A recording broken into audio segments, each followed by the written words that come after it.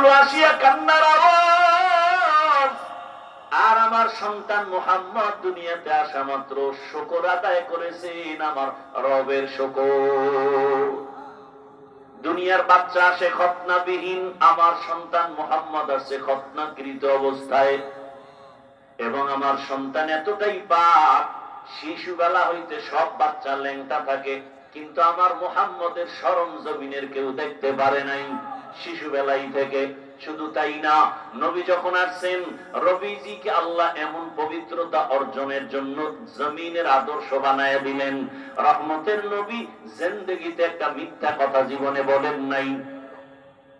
জীবনে কোনদিন নবী কাউকে একটা গালি দেন নাই।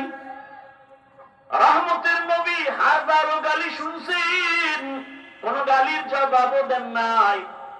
কেমন মায়ার নবী!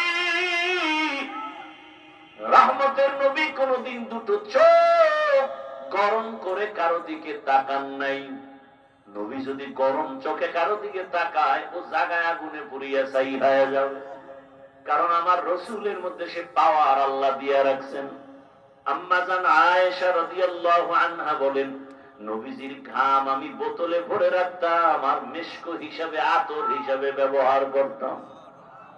রহমতের নবী যেখানে কদম রাখেন, ওই জায়গা থেকে ওখান থেকে মিশকের ঘ্রাণ। কেমন মায়ার নবী! রহমতের নবীর শরীর মুবারকে মশা মাছি পড়ে না, হারাম। মেঘের খণ্ড ছায়া দেয়, সূর্যের গরম যেন রহমতের নবীর কষ্ট না হয়।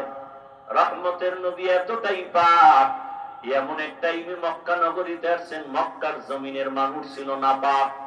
নিজে বাবা হইয়া কন্যা সন্তানের গলা টিপে মেরে ফেলে, কতটা নিকৃষ্ট।